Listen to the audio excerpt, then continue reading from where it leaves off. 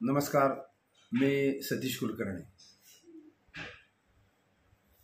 खरं म्हणजे भक्तांचं एक एक गोष्टी जर सांगितल्या तर लोकांना थोडं आश्चर्य वाटेल की भक्त कसं वागतात. खरं म्हणजे देवाच्या दारात जायचा ओढा आपण समजू शकतो. पिठापूरला बरेच भाविक येतात. मूळ जे श्रीपाद श्री वल्लभांचं जन्मस्थान आहे, कारण श्रीपाद चरित्रामृत ग्रंथात सांगितलं आहे की ज्या ठिकाणी माझा जन्म झालेला आहे ते माझं घर म्हणजे आजोबांचं बापूनाचार्यांचं घर. तिथं महासंस्थान म्हणजे मंदिर उभारण्यात येईल किंवा उभारलं जाईल. तसं घडलेलं आहे. तिथं आल्यानंतर भक्त मला म्हणतात, हा आश्रम कुठे आहे, तो आश्रम कुठे आहे, ते घर कुठे आहे. एक जाणवलं की लोक देवाच्या दारात पुण्यक्षेत्री जातात नव्हे, त्यांना तिथं बोलवलं जातं, परंतु बुद्धीचा विकास न झाल्यामुळं आणि अज्ञानापोटी लोक आश्रमाचा ओढा आहे असं दाखवतात. आश्रमात काय चालतं, काय काय घडलेलं आहे आपण वृत्तपत्र, व्हॉट्सअप, फेसबुकला पाहतो. पण लोकांना मंदिरापेक्षा आश्रमाचा ओढा जास्त आहे. आणि अनेक तीर्थक्षेत्री, अनेक आश्रम आहेत. आश्रमाचं काय झालं आहे, जे आश्रम चालवणारे आज अनेक जण ह्यात नाही आहेत, जे होते ते सगळे लॉकअपमध्ये तुरुंगात आहेत. तरी देखील लोकांचा आश्रमाचा ओढा नाहीसा होत नाही, याचं आश्चर्य वाटतं. भक्त जिथं जायला पाहिजे तिथं जाऊन आनंद घेत नाहीत. खरं तर नरसोबावाडी, त्यानंतर लाडकारंजाला तर नृसिंह सरस्वती महाराजांचा जन्म झाला, तिथं जातात, तिथं थांबत नाहीत. तिथला जास्त ओढा नाही, फक्त दर्शनापुरतं जाणं. कुरुपूरला जातात, इथं कुठला आश्रम आहेत का विचारतात. पिठापूरला त्या बाबांचा आश्रम कुठे विचारतात. आता प्रत्येक ठिकाणी खुलासा करणं आणि आपलीच लोक पुन्हा लावालाव्या करतात, ते असं सांगत होते, ते सांगत होते. त्यामुळे शक्यतो मी ते टाळतो. मला इथं लक्षात आलं की श्रीपाद श्री वल्लभांचं जन्मस्थान आपल्या स्वामी समर्थ भवनाच्या समोर 33 पावलावर आहे. ज्यांनी हे मंदिर स्थापन केलं ते पीठाधिपती परमपूज्य रामस्वामी यांनी माझ्यावर विश्वास ठेवला, त्यांनी आशीर्वाद दिले.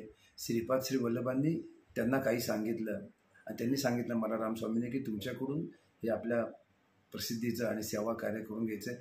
एवढं सांगितल्यानंतर मी पिठापूरमध्ये काहीही उचापात्या करत नाही.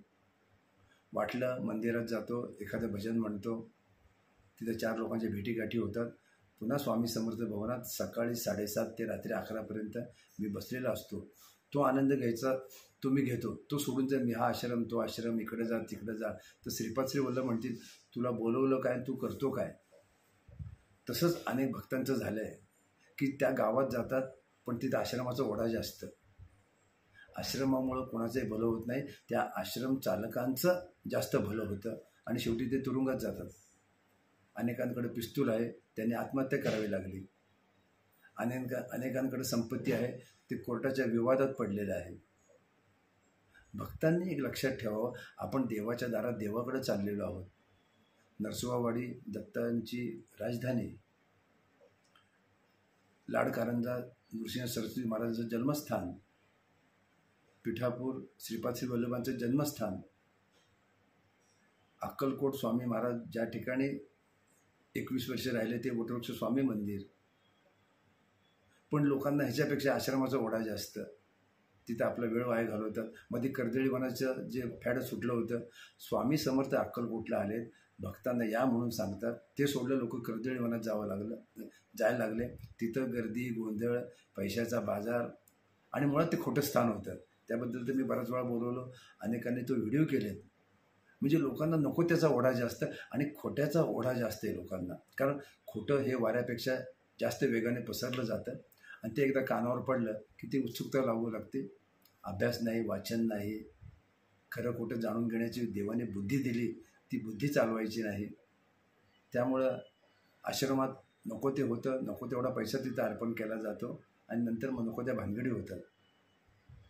आज लाडकारंजा किती पवित्र तीर्थक्षेत्र, ज्या ठिकाणी प्रत्यक्ष परमेश्वराचा जन्म झाला ते स्थान तुम्हाला पाहता येतं. त्यांच्या त्या खोलीमध्ये तुम्हाला जाण्याचं भाग्य लाभतं.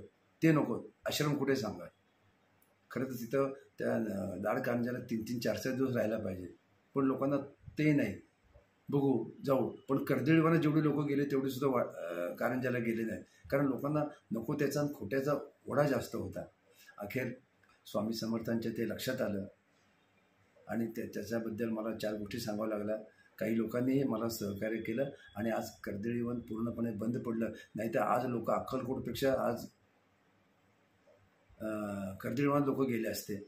परंतु खोटं ते खोटं, खरं ते खोटं, आणि असं खोट्याबद्दल बोलण्याची ताकदसुद्धा परमेश्वर देतो आणि ते करावं लागतं. आज लोकांनी आश्रमात जावं न जावं तो त्यांचा प्रश्न आहे, पण त्या आश्रमात जाण्यापेक्षा तुम्ही ज्या जन्मस्थानात आहे तिथं जावा, तिथं उपासना करा. पण खोट्याचा ओढा असतो आणि लोकांना ते पाहण्यातही जास्त इंटरेस्ट असतो. म्हणून मी एक तर कुठल्या देवाच्या ठिकाणी जात नाही, गेलं तर मंदिरात सुद्धा जात नाही, इतर कामं करतो, का देवाला मी आलेलं माहिती असतं. त्यापेक्षा जो आनंद कुरवपूर पिठापूरला मिळतो तो आनंद घेण्याचा प्रयत्न करतो. आणि आता लोकांच्या लक्षात आलं आहे की आपण तीर्थक्षेत्री जाऊन काहीतरी सत्संग करायला पाहिजे. अजून हे प्रमाण वाढायला फार वेळ लागणार आहे, परंतु ज्या गोष्टी मी पिठापूरला घडवतो तो आनंद महाआनंद आहे. तेव्हा लोकांनी असं उचापात्या करू नये देवाच्या दारात. हे जे आश्रम आहेत, काही मोठमोठ्या धर्मशाळा आहेत, काही तुम्हाला आणखी चांगल्या सुविधा देणाऱ्या सोयी आहेत, ते फक्त तुम्ही स्वीकारताना माहिती घ्या, तो क्षणिक आनंद आहे.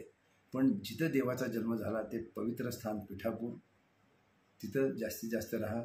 कुरवपूरला महाराजांचं अनुष्ठान झालं, तिथेही राहा. थोड्या सोयी गैरसोयी होतील, 2 पैसे इकडे तिकडं होतील.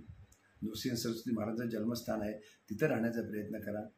अक्कलकोट महाराजांचं जन्मस्थान माहीत नाही, ते प्रकट झाले कुठे हिमालयात, त्यामुळे आपण तिथं जाऊ शकत नाही. परंतु ज्या ठिकाणी वास्तव्याला होते ते अक्कलकोट, तिथं थोडं आपण राहायला पाहिजे. पण तिथं आता सगळं गर्दीमुळे लोकांना राहता येत नाही. म्हणून सर्वात शेवटचा पर्याय, आपल्या घरामध्ये सकाळी, दुपारी किंवा संध्याकाळी शांततेमध्ये उपासना करा. कारण तुम्ही शांत राहिला, तुमचं डोकं शांत राहील. तुमचं डोकं शांत राहिलं, घरामध्ये कलह होणार नाही. कलह झाला नाही, तुमचं कुटुंबात आनंदाने, वातावरणाने आणि खऱ्या अर्थाने आनंदात राहील. शेवटी आनंद निर्माण करणं आणि आनंद घेणं हे तुमच्या हातात आहे. बाकीच्याचा नाद सोडा. तीर्थक्षेत्री उचापात्या करू नये, नाही त्या आश्रमाच्या शोधात किंवा बघण्यात वेळ वाया घालू नका. त्यांना काय करायचं ते करू द्या. आश्रमात देव नसतो, देव हा देवाऱ्यात असतो, किंवा ज्या ठिकाणी देवाचं स्थान आहे तिथं देव असतो. तिथं जा, आनंद घ्या. एवढंच. नमस्कार.